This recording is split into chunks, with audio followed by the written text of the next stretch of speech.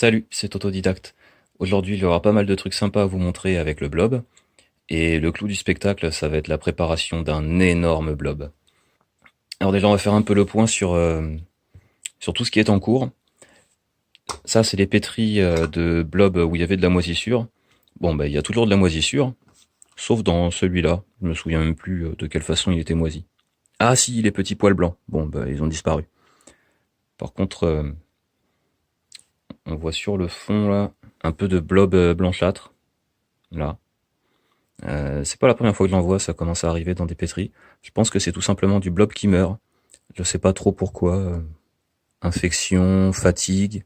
Je les ai pas nourris depuis un moment. Ça commence à se relâcher. Ça c'est le pétri bien moisi. Mais bon, le blob, il tient le coup, quoi. Il s'est même pas trop éloigné de la pourriture. Il se fait pas trop attaquer, hein. Il a même l'air de quand même plus ou moins survivre sur la moisissure. Bon, je vais laisser ça dans un coin, on verra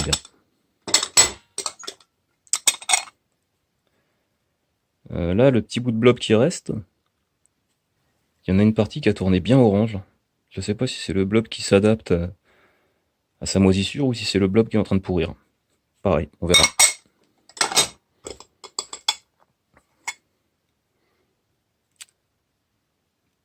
Bon alors là, on voit pas grand chose à dire.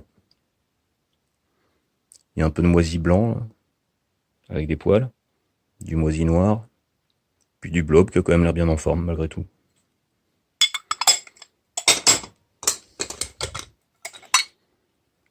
Et là, ouais, là, vous voyez bien quand je parle de moisissure façon poil blanc, c'est celle-là, là.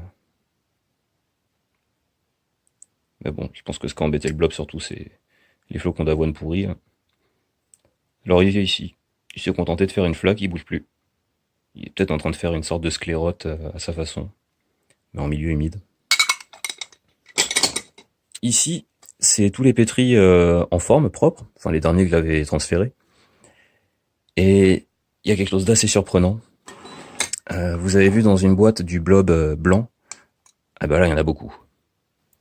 Vous voyez, c'est assez étonnant parce que le blob il a quand même l'air parfaitement normal, mais il est blanc au lieu d'être jaune. Non, quand je dis parfaitement normal, il y a quand même pas tout à fait la même gueule. Ici, il fait plein de ces boursouflures, là, qui sont du blob pur. Et là, c'est juste du filament qui a même l'air un peu gluant d'avoir fondu sur le support. Bref, à mon avis, c'est du blob qui meurt. Peut-être qu'il meurt de faim, qu'il meurt... Je sais pas. Ça fait quelques jours que je les ai pas nourris. J'avais un peu d'autre là à fouetter.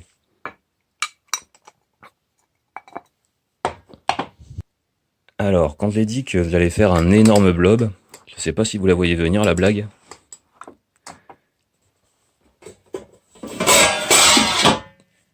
Voilà le pétri que j'ai décidé d'utiliser.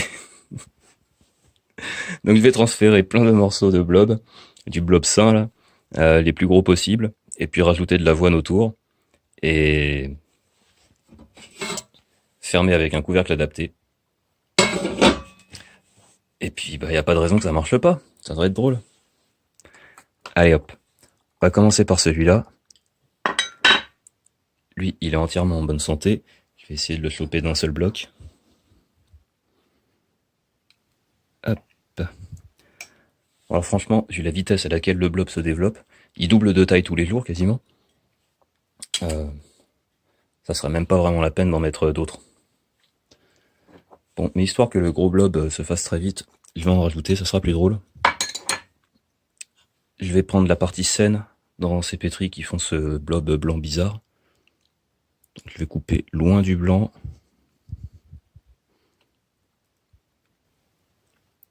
Et hop. Non. À table le blob. Allez, ça devrait être bon comme ça. Donc opération Maxi Blob, c'est parti.